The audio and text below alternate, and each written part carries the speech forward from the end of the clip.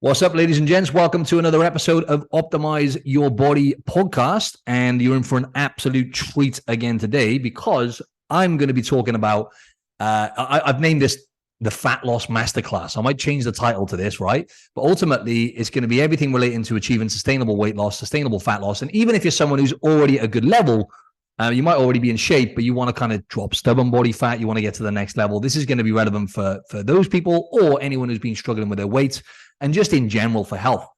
There's going to be so many knowledge bombs in this episode, right? So first thing I wanted to talk about, right, is essentially, when it comes to losing fat and getting leaner and losing weight, there's so much information out there nowadays that we kind of know what to do. I don't think it's the knowledge that's an issue, right? For most people, let's be honest. The thing with a calorie deficit, which you hear a lot about, right? You need to be burning more calories than you're eating to actually lose fat, right? So you've got to be in a calorie deficit. Otherwise, you are not going to lose weight. Okay, that's not rocket science. I think most people know this, okay? But a calorie deficit works until it doesn't work, right? For most people, right? Listen to that again. Just like a diet, like following a strict diet. It works short term until it doesn't work anymore. Same goes with a calorie deficit, right? To be in a consistent calorie deficit, right? How do you do that, right? To be constantly burning more calories than what you're eating. And bear in mind, your body doesn't want to be in that place. It doesn't want to be starved, essentially, right? So I'll talk more about that anyway, right? So let's go into the sustainability element and the current state of affairs, right? Because people are only getting essentially fatter and sicker, right? That's the bottom line. That's just the way it's going, okay? In this day and age, 85, there's loads of research on this, but this is one study. 85% of people who lose weight, lose a significant amount of weight, they gain it all back within 1 to 3 years. To be honest, it's less than that, based on what I've seen, less than 1 to 3 years, but let's just say 2 to 3 years actually, right? Over 85% of people gain all the weight back they lost within 2 to 3 years, and over 50% of people gain all the weight back they lost within the first year of losing that weight, right?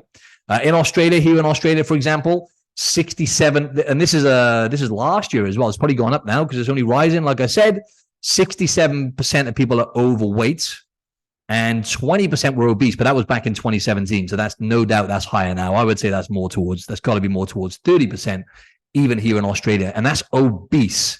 That's clinically obese, not overweight. So around about 70% overweight and 20% obese. The stats are obviously worse in America. The obesity rate, I'm sure, is about 50% now, or not far off 40 or 50% obesity, right? So that's 150 million people, roughly, struggling with obesity in America, right? So metabolic health is the most important thing, right? Your metabolism and everything else. So let's talk about the debate on calories in versus calories out, right? Now, there's two camps, like there always is. This is what kind of pisses me off. Can I have a little bit of a rant here? In the fitness space is there's always two camps and it just confuses the fuck out of people. Excuse the French. I'm sure you can relate to this, right? People watching the live or listening back. There's information out there. There's more information than ever, but a lot of it's conflicting. You get told one thing, then you get told the opposite. Then you end up just scratching your head, frustrated, and essentially getting nowhere, spinning your wheels, right? So there's the camp which is calories in versus calories out. Nothing else matters. You can't debate the law of thermodynamics, as I always talk about, right? You need to be burning more calories than what you're eating to lose weight. You need to be eating more calories than what you're burning to gain weight or gain muscle, right? Now, what you got to look at with calories in versus calories out is, if I go a little bit into the basic science, right? You've got TDEE, which is your total daily energy expenditure, right? The total amount of calories that your body burns in a day, okay? Now, give or take, around about 70% of those calories are your BMR, right? Roughly 60 to 70%. Let's just say 70%. That's your basal metabolic rate. In other words, that's the calories your body burns just to keep the lights on, right? Look in your house, right? For example, the energy that your house uses up, right? Your bills and stuff. If you just keep the lights on, for example, your body, if you would just lie on the couch all day long, essentially, 70% of your total calories burnt are just going to be to keep your organs, to keep you alive, essentially, right? Just to keep the lights on, keep your organs functioning. Your brain uses up a lot of calories, et cetera, right? So 70% of your total calories are your basal metabolic rate. And that's where strength training and lifting weights comes in so handy, right? Which I'll talk about. Obviously, muscle is an organ. when you add muscle to your body, it costs your body more calories. So my BMR is through the roof. I struggle to get enough calories in. It's a fantastic problem to have. I get a lot of my clients to this place as well. It takes time to get there where you built enough muscle, you're healthy enough, you eat enough protein, where your body's just churning and just like, it's like a supercharged. The best way to describe it is my metabolism is like a supercharged Ferrari engine, right? The amount of gas, in other words, calories that my body burns just to keep muscle on my body and keep me alive without me just being sat on my ass, right? Although I don't sit on my ass much.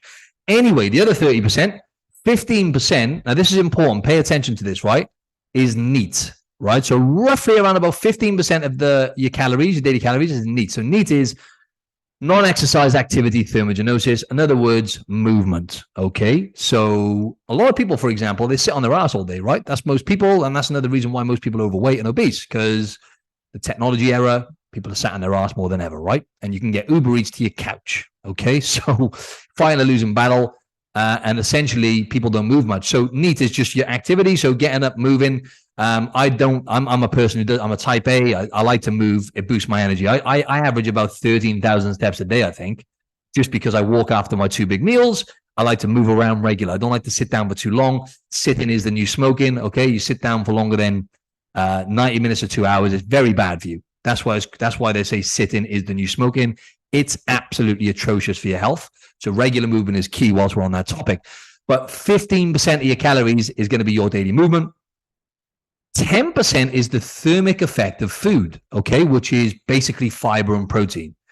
So protein, for example, takes up a lot of energy to digest.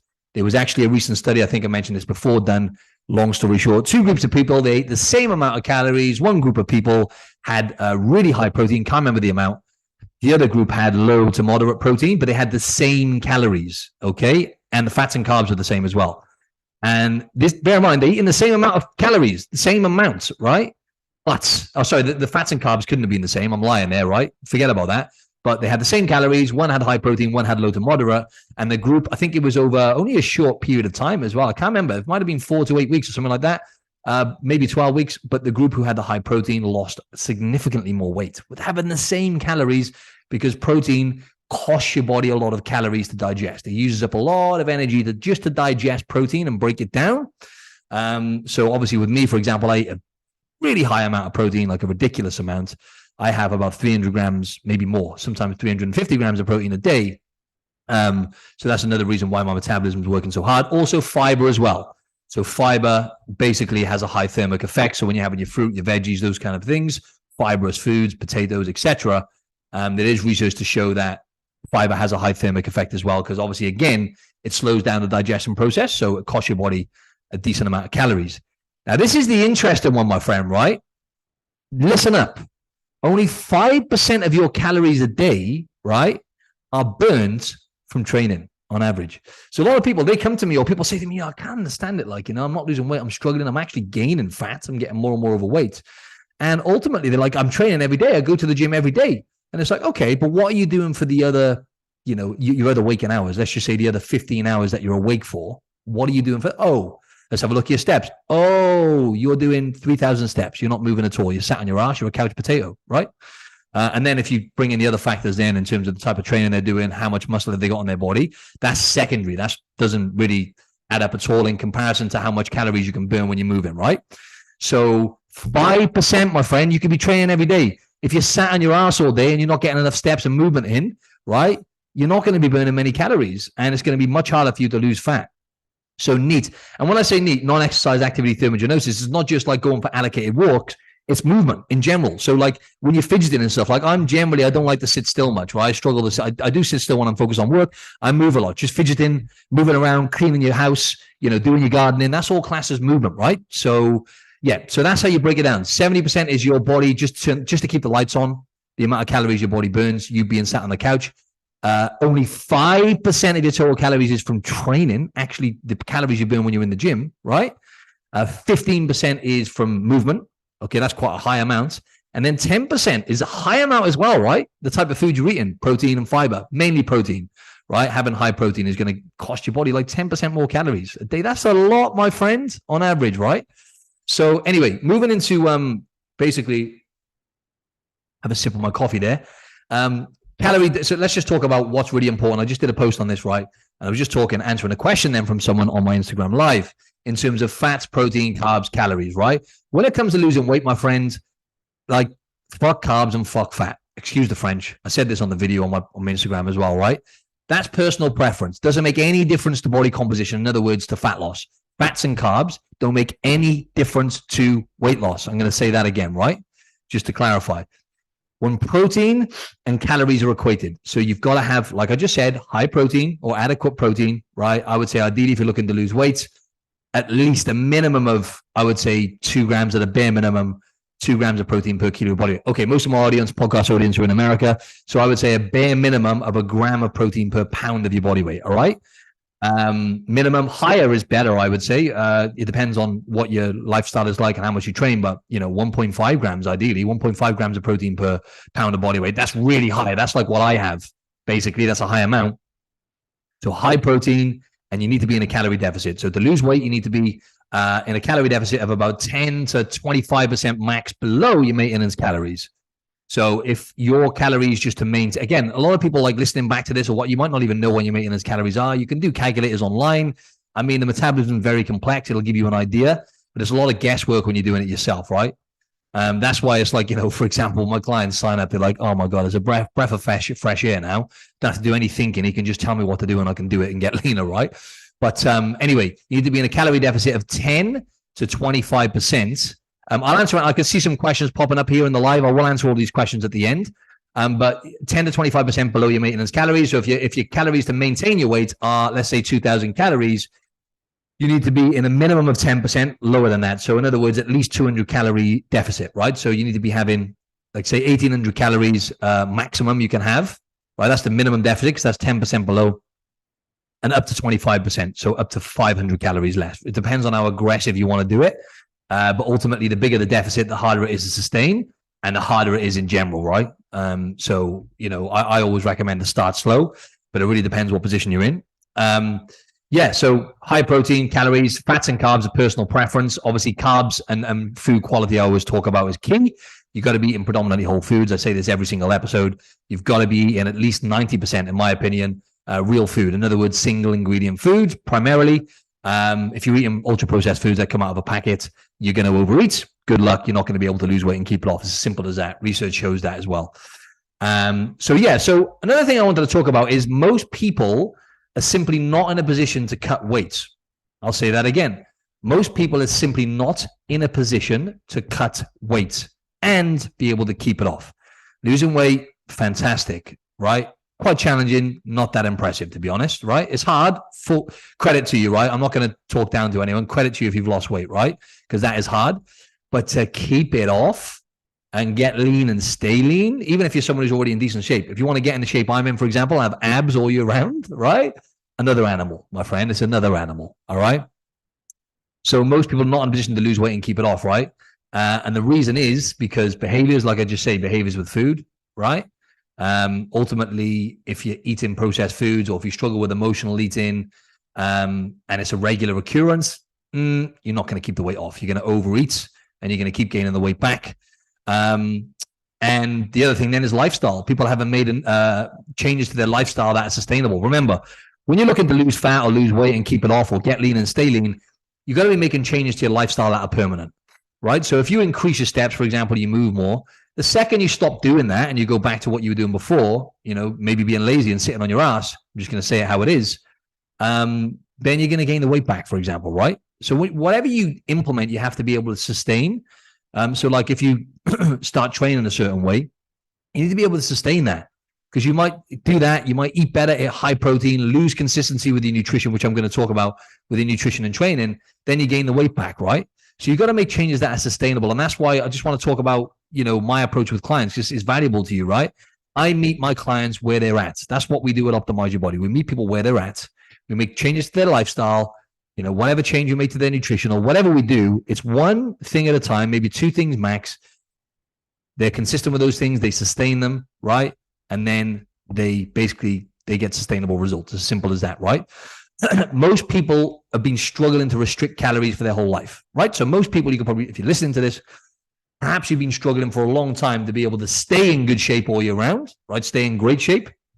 Or you've been struggling for years with your weight, right? To lose weight, and you've gained it back and gained it back. And what happens is when you lose weight and gain it back, what you'll probably notice is you gain more and more weight. Essentially, people gain the average person gains about 4 or 5 pounds of fat, I think, a year or something like that, or weight. So ultimately, when you're doing that, your body gets better and better at storing fat. My friend, stop guessing. I just wanted to say this because I'm very passionate about what I do. Stop guessing. Stop trying to do it yourself. And as Einstein said, basically doing the same thing. What is it? Definition of insanity is doing the same thing over and over and expecting a different result. Trying to restrict calories, gaining the weight back, you're playing with fire. Body gets better at storing fat. I wouldn't say you damage your metabolism, but it has a negative effect on your metabolic rates. And more importantly, it really screws you up psychologically. Let's be honest. When you've lost weight and gained it back, lost weight and gained it back. And I can talk on this because I used to struggle, like I said, with the binge eating and stuff like that. With the bodybuilding days, I wasn't overweight, but I was just carrying fat on my stomach. After the weekend, I would overeat every weekend for about 18 months, maybe 2 years. And I would go from getting a little bit lean in the week, gaining fat on the weekend. Getting a bit lean in the week, gaining fat on the weekend, right? So that's most people. They guess. I'm going to talk about some strategies now, right? But they guess a lot with calories. They say they're eating healthy. Oh, I think I'm in a deficit, but I'm not losing weight. You're not in a deficit, right? The likelihood is you're overeating on the weekends. You're going from maybe being in a deficit in the week to being in the surplus because you're eating too much on the weekends or overeating or whatever, right? So most people are simply not in a position to lose weight and keep it off. This is why the approach for most people I take on, not everyone, but most people, we reverse diet. So most people need to not diet down or restrict calories because you've been failing at that for X amount of time. You need to change your approach, and you need to do a what's the word? Reverse diet. But I was looking for another word there. You need to do a smart reverse diet. Essentially, you need to do a reverse diet the right way. So instead of cutting calories, you need a different approach. Essentially, you want to be, like I say, add in protein. I always talk about this, talked about it last time. Add in protein, following a proper strength training program, working on your behaviors with relationship with food, and basically removing those processed foods from your diet slowly but surely, or significantly reducing them. But that needs to be a strategy. Doing that on yourself, again, guesswork, adding calories. Most people are just not going to do it because they have the psychological barrier. They don't know what the fuck they're doing because it's not an easy thing to do, reverse diet, and you have to have a very not regimented, you have to have a strategic approach basically to do that. So most people need to add instead of take away. As simple as that, right? Just take that away from this. Like I said last time, you need to be taking a different approach. Most people, and even if you want to get to the next level, you might be someone who's already lean, but you want to get to the next level lean. Like I said last time, you might want to do a mini bulk and a mini cut. You got to throw a curveball to your metabolism, right? If you want to lose stubborn body fat, right? You've got to add calories maybe for 4 weeks and then reduce them again. It's got to be a strategy, my friend. It can't be guesswork, right? All right. So I wanted to cover that part there. And then real quick then, before I get into like a Q&A and stuff, I wanted to drop some really important strategic stuff here, which is shown in research and with clients, right? First of all, I mentioned about the first thing I haven't talked about yet. Another sip of my coffee. Bear with me. Another thing I wanted to talk about was cardio versus weights. Talk about this all the time, but this is relating to being able to lose weight and keep it off. I've said this a million times. Cardio, you automatically burn calories, right? Sorry, no, you don't. Cardio, you manually burn calories, right? So again, it goes back to the 5% thing I was saying, right? Let's say you go to the gym. I've mentioned this before, right? You do 45 minutes or an hour on the treadmill or whatever you do in cardio. You're burning calories for, give or take, let's say 5% of your day. The beauty of lifting weights, when you go to the gym, let's say you do the same amount of time in the gym, you do a 45-minute weight training instead of walking on the treadmill, your resting metabolic rate is elevated, like I talked about earlier with me, right? My metabolism is constantly elevated from lifting weights, high protein, etc. But with weight training, it boosts your, let's just say 10 to 12 hours longer, up to 24 hours, maybe even longer. Your metabolism is elevated after strength training, after lifting weights, not after cardio. So your body is automatically burning more calories, let's just say 12 hours for 50% of your day. Think about it, right? Lift weights, 45 minutes, boom, metabolism elevated. They call it EPOC, yeah? Or is it EPOC? Yeah, exercise post-oxygen something. But anyway, it's essentially your metabolism is elevated after, right? For up to 12 hours, that's like 50% of your day, right? Whereas cardio, you burn calories at the time, you're manually burning calories at the time, but then when you leave the gym, your metabolism goes back to, you're not burning any extra calories. You're just manually burning them. So that's why weight training over time is going to be way more effective for fat loss, right? Because it's constantly charging up your metabolism. And what we need to do, when it comes to weight loss and fat loss, we need to increase the calories out part, right, to the maximum. So we do that by more movement, and we do that by following a proper strength training program and doing it strategically, and basically nutrition, right? High protein consistently, eating real foods, and basically having a strategic approach and having a game plan with your nutrition, and just not guessing and just doing random shit, right? It's got to be, that's why I keep saying, right? When you're spinning your wheels and guessing, it's just painful, because you end up just spinning your wheels, follow this diet, follow that diet, follow this workout plan on YouTube, and ultimately it works until it doesn't work, right? Fantastic. If you get results you can sustain that way, fantastic. Congratulations. You're in the small, tiny percentage of people, right? So yeah, anyway, wanted to share that, the cardio versus weights. And really one thing I wanted to talk about here, which would be valuable to my audience, right? I know a lot of people are females in the audience. Guys, this might be beneficial to you anyway, right? Because just listen up. The menstrual cycle, right? Very complex, and makes a big difference, like essentially with a female, right? And weight loss, or just in general with the menstrual cycle, your body is two different physiologies. Physiologically, your body is completely different on different parts of your cycle.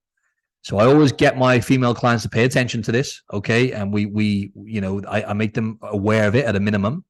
Now, for example, when you're leading up to ovulation, generally, this is what happens for the most part. When you're leading up to the ovulation period for that kind of 2 weeks, essentially, that's going to be the best kind of streak for you there in terms of, your metabolic rate is going to be different. So you're probably not going to have as many cravings. You're going to feel better. Generally, I think progesterone might be higher. I can't remember the exact hormones now, and testosterone as well. So generally, don't quote me on that, but long story short, you're going to have better performance in the gym. That's when you could be maybe pushing in the gym and hitting some PBs or whatever you're doing. It'll be easier to stay in a calorie deficit for that 2 weeks leading up to the ovulation period, right? Not the menstruation. Bear with me. And generally, you're going to have more energy, etc., right? Then after that ovulation, that kind of 2 weeks or so when you're leading up to the menstruation part, where, your period, that's when you want to generally pull back a bit, right? You're not going to break any records in the gym generally. You probably don't want to be in a calorie deficit for that period, or it's going to be a real struggle, because, that's when your hormones are going to be completely different. Again, you're going to be a different physiologically. You're going to be a different physiology. You're going to get more cravings, the PMS, the mood swings, etc. Guys, ladies, we all know what we're talking about here, right? we all know what I mean by that. So essentially, this relates to fat loss. You got to remember that, right? You got to know when to push and when to pull, because that 2 weeks leading up to your period, your menstruation, you're not going to be at your best. Essentially, you're going to be at your worst in comparison to the 2 weeks leading up to ovulation. So, don't try and be in a calorie deficit, essentially, for that 2 weeks leading up to your menstrual cycle. Good luck with that. That's probably a bad timing. So I wanted to tie that in there. And what you got to look at as well, one more thing with fat loss and obesity, a recent study was done, and essentially, there is a lot of stuff going on there when it comes to obesity. It is very complex. Yeah, we can kind of be like straight up and upfront and almost lack compassion in a sense and say, look, you're the one putting the food in your mouth, essentially, right? No one's forcing you to eat those foods, But at the same time, there is research to show, trauma and stuff, right? So I think 50% of people, or females, for example, this study was done, who are obese, had some sort of trauma relating to like sexual stuff, whether that be sexual assault or abuse or something like that. And also people who are obese, who struggle with obese, the satiety signals are very different in terms of like the signal to tell them they're full is very different, etc. There's a lot of kind of variances there and factors which come into that. So I'm not going to go too deep into it, but obesity is different to being overweight. And there is some other stuff going on there with psychology, relationship with self, and also past traumas, etc. Right? So it's not just like the stuff I talked about. It's not always going to be, as easy for someone who's obese. That being said, the majority of the time, it is a case of, you making conscious change. Well, it is always a case of you making conscious changes, but there's a lot more going on there, right? Period. Why am I saying period for? I'm not American. Anyway, that's that. I'm going to basically almost wrap this up now, and I'm going to do a Q&A at the end of my Instagram live. But I've got some gems I wanted to share here with you based on research. I think I've mentioned this before, but research shows a big study was done, right? And this is why, we're kind of big on this for the most part, depending on the clients, in terms of self-monitoring. Now, when it comes to people getting success, which is a small percentage of people, right? It's literally the 5 to 10% of people who manage to keep weight off for the rest of it, lose weight and keep it off and continue to make progress, or at least just lose the weight and keep it off for the rest of their life. Self-monitoring is huge. It was shown in research, people who get success, they're big on self-monitoring, whether that's tracking food, weighing themselves every week or whatever, essentially, monitoring themselves, really, right? So in OYB, Optimize Your Body Coaching Program, obviously we do the progress photos, we do the body fat test, etc. It depends on the client that we don't do this, because some people have mental issues with this stuff. So obviously we don't do it with everyone, but for the most part, we're big on self-monitoring in some way, or shape, or form, because ultimately, it keeps you on your game, and it adds to that kind of self-accountability then as well, right? So self-monitoring is key. The second thing which came up is obviously planning. Pre-planning is key, right? It's essential.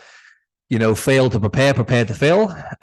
So that's why, meal prep, just simple, for example, I'll talk about that on the next point actually, but meal prep, planning ahead, for example, looking at the menu. If you're going to eat out, look at the menu so you know what's in store for you when you get there, so you can kind of plan ahead to what you're going to eat, for example. And it doesn't mean you're going to do that every time. Sometimes you might just go and have a pizza, but for the most part, planning ahead of those occasions is key if you want to lose weight and keep it off. Having lean protein available, for example, obviously, okay, I'll talk about why people fail next anyway, but having flexibility and not feeling restricted is huge as well. This came up in research, and this is a massive component of my coaching program. It's like, consistency over perfection. I say this all the time, but if you're feeling like you're in that diet mindset all the time, yeah, good luck. Like, you're not going to sustain it. Like, I've been there. We've all been there. You feel like you're on a diet, or you feel like you're restricted. Don't get me wrong. There's a time where you have to feel a bit restricted and be disciplined. If you feel like that all the time, and you feel like you haven't got any flexibility with your approach, and you're sacrificing like your whole social life, and you're not doing anything by tracking, and or just feeling too restricted in general, you're not going to sustain that. So flexibility with the approach is key. And that's why there was that kind of new term, or new kind of wave or movement, whatever you want to call it, of flexible dieting, right? And and again, this is what I hate about it. It's like, I had to go into two camps. I had to go clean eating camp and then flexible dieting camp. The clean eating camp are the ones who just kind of eat clean and don't track, and the flexible dieting camp are the ones who track food, but they have more flexibility and they just try and hit protein and calories and don't worry as much about food quality. So flexibility is key. Having some of your favorite foods here and there, or having a few drinks here and there, having a social life, is key if you want to sustain it. But at the same time, taking me on to my next point, you got to be around the right people, right? This came up in research that if you're getting criticism from people and you haven't got the right support system, you're going to fail. Like, it's not going to work for the most part. There might be a minority of people who still succeed, but it's, for the most part, people fail when they haven't got the right people around them, encouraging them. Compliments and encouragement go a long way in this game, okay? Whether that's people complimenting you for simply turning up in the gym, someone you might see in the gym, oh, well done, you're consistent with your training, someone complimenting the fact that you've lost weight, or just simply complimenting you and encouraging you because you're trying to better yourself, and having like-minded people around you is essential. Again, this is why our community at Optimize Your Body has been so successful and so pivotal, because your network is your net worth, right? They say you become an average of the 5 people you spend the most time with. We all know that, right? So why don't we do it? Right? It's funny how everyone says that. Most people know it, but most people just don't do it, and they wonder why they're not succeeding in life, right? If you're surrounded by people who are not serving you, or they don't align with your values, then you're not going to get there, especially when it comes to weight loss. So there's a few other things, but that's pretty much it, really. And then the final thing I wanted to say is essentially people who gain the weight back. These are the two big reasons why people gain weight back, or gain fat back, or just don't get that consistency with their health and fitness goals. Not enough structure. So going back to what I was saying, not prioritizing training, for example, not prioritizing training, maybe not even prioritizing you to go out on your walks or have time for yourself so you can get your steps in, but essentially just not prioritizing training and meal prep again, lean protein. having lean protein available in the fridge, having like just meats in a tub. Like it doesn't have to be complicated, right? Just having lean protein available, having meals available, prioritizing your meal prep or getting a company to do that for you. You have to prioritize yourself, your training sessions, your nutrition. Otherwise, if you haven't got that structure, you're not going to fail. You're not going to, succeed. And you're not going to be consistent, right? So that was a huge thing. It was lack of time management, lack of structure. And again, it can be really, really simple. Like that can be a goal. When you set goals, people overcomplicate things. My goal this week is to get my meals prepped, get my meals ready for the week. So I'm good Monday to Friday. Bang, sorted. I know I'm not going to, generally, I've got less chance of overeating. I'm going to hit my protein target, etc., because I've got meals there available, right? The other one then, just to wrap this up, this is a big one, right? Is weighing yourself. And then your weight staying the same or your weight going up. And then essentially, getting disheartened, demotivated, and then quitting, right? This is a big thing. A poor relationship with the scales. You weigh yourself, like maybe your weight. By the way, you can be in a calorie deficit and be losing fat and your weight stay the same, right? Period. Your weight can stay the same if you're doing the right way for a period of time. But, even with weight loss, your weight can stay the same for, say, 3 weeks. And it doesn't mean you're not losing fat, right? But eventually it'll catch up. But generally, people get so attached with that number on the scales that they end up losing motivation when the weight goes up or the weight stays the same. And then basically, they get demotivated. And worse, what happened in the study as well is they actually turn to food, emotional eating, right? Emotional eating to make themselves feel better. And then they gain all the weight back and they hit the off button and they go back to square one. That's a common thing, right? Because obviously when we feel down or sad or whatever, what do we turn to? Food a lot of the time, right? Oh, I haven't lost weight. What's the point, right? That mindset is toxic, perfectionism, etc. You're going to end up just chasing your tail. And it's mindset. That's the most important thing, right? So if you've got a really poor relationship with the scales, then just don't weigh yourself. Like it's one metric out of like so many. If you get too caught up on that number, you're going to get disheartened. And if you quit because essentially you've got a weak mindset, because that's what it is, I'm just going to say how it is, then that's just what it's going to be, right? Okay, cool. So I'll hang about now. I know there was a couple of questions here. I say, well, I'm going to wrap the podcast up now. Ladies and gents, thanks for tuning in for another episode of Optimize Your Body podcast. And if you really like this podcast, it would mean the world to me if you can go over and give me a rating and review on Spotify or iTunes. That would be a massive help. Or simply share this on your story, on your Instagram story. Tag me on your Instagram story at Martin Silva Fitness. Tag me, share it, or just share this episode with someone who you think will get benefit from it, right? Thank you.